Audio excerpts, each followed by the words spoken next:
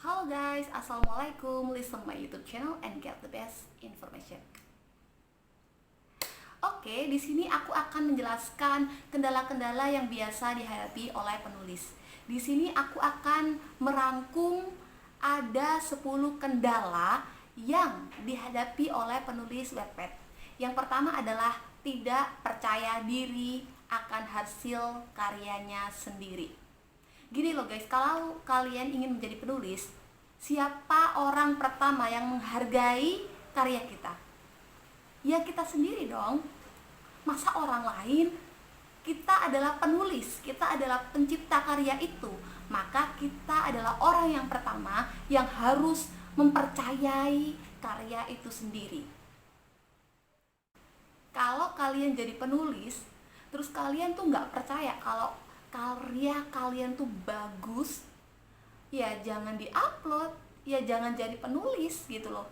Karena orang yang pertama kali mempercayai karya kita sendiri adalah ya kita sendiri, iya dong. Jadi pertama-tama yang harus kalian lakukan sebagai penulis adalah percaya diri.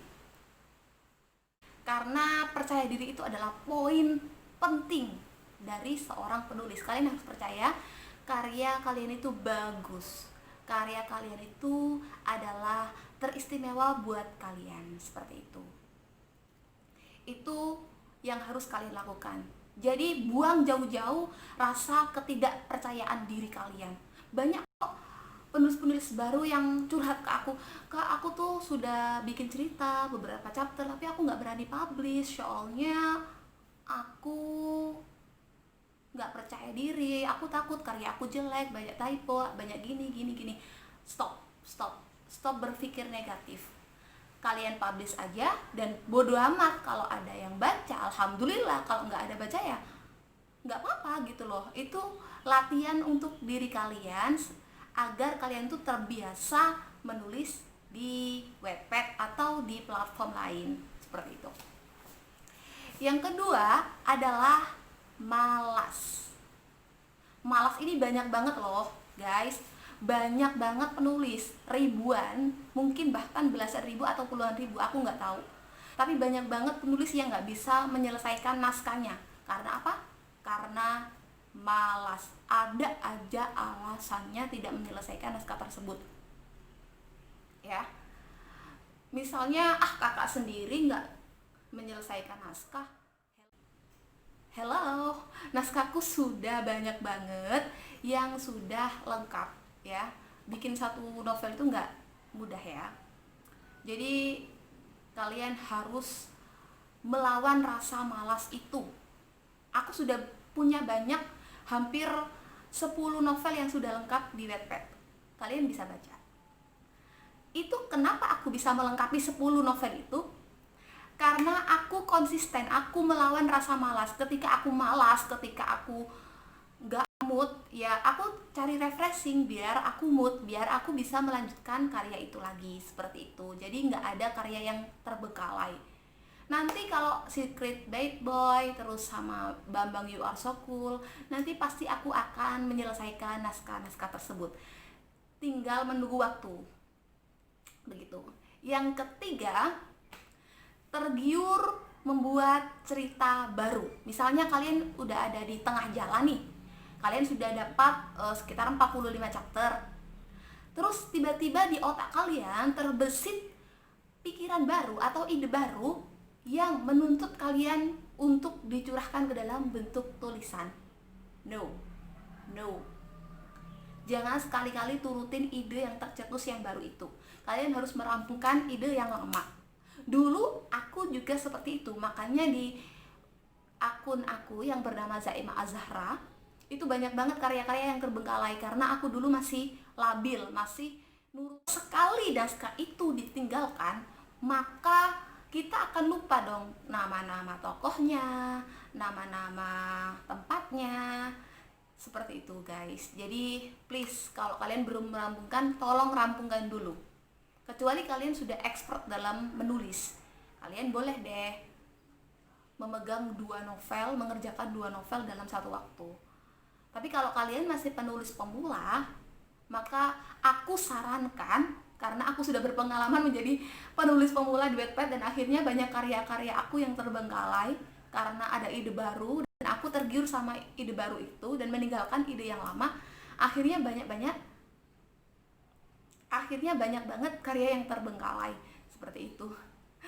Jadi kalau kalian nggak mau karya kalian yang sudah kalian kerjakan selama 45 chapter itu terbengkalai dan tidak ada gunanya, maka please stop, jaga diri agar tidak tergiur ide baru. Kalian boleh deh menulis ide baru itu kalau ide yang lama sudah rampung. Seperti itu. Kak, nanti kalau aku lupa gimana? Nah, kalau kalian lupa itu gampang banget. Kalian cuma bikin outline-nya aja. Outline sekitar 1 lembar lah, inti cerita, lalu kalian tulis di laptop, bisa di HP gitu. Kalau aku biasanya di HP, karena HP kan aku bawa kemana-mana. Karena biasanya kalau aku lagi ngelamun itu kadang-kadang ide ada aja yang keluar gitu. Kendala yang keempat adalah minimnya waktu luang. Kalian tahu sendiri, di dunia nyata aku juga punya pekerjaan gitu. Jadi aku dari pagi sampai sore kerja, dan dari sore sampai malam aku istirahat, dari malam sampai larut itu aku ngerjain laporan gitu. Jadi aku minim sekali waktu luang. Nah, ini kendala yang keempat. Kenapa ini sangat-sangat mengganggu waktu menulis, menjadi kendala bagi penulis? Karena kalau nggak ada waktu luang kalian nggak bisa nulis kan, automatically. Nah, untuk mengatasi hal ini, kalian harus pinter-pinter membagi waktu. Misalnya nih, kalian nunggu mie ayam antri gitu kan. Nah, daripada kalian bengong, kalian nggak ada waktu, daripada kalian bengong, gabut, nggak ada kuota, mendingan kalian nulis deh. Di HP kalian kan biasanya ada note tuh. Lah, di note itu kalian tulis, ketik aja. Yang kelima, writer's block. Lah, writer's block ini apa sih? Writer's block ini biasa dikenal dengan kebuntuan ide bagi seorang penulis gitu kan. Nah, caranya gampang banget. Kalian tinggal refreshing otak kalian nonton drama, kalian bisa nonton sinetron, kalian bisa nonton YouTube gitu. Kadang-kadang aku tuh terinspirasi dari komentar-komentar lucu di YouTube loh. Kadang juga aku terinspirasi dari komentar-komentar lucu di Instagram, postingan-postingan lucu gitu. Jadi aku bisa mengarang genre humor sebegitu banyak gitu di Wattpad. Jadi jangan biarkan kalian stuck. Banyak banget cara untuk menumbuhkan ide. Salah satunya baca-bacain komentar yang lucu-lucu. Itu netizen Indonesia tuh kreatif banget loh. Lucu banget kalau komentar di Instagram, di YouTube. Itu aku bukan nonton YouTube-nya, tapi aku nonton komentarnya buat ide-ide di Wattpad gitu. Yang keenam adalah terlalu perfeksionis.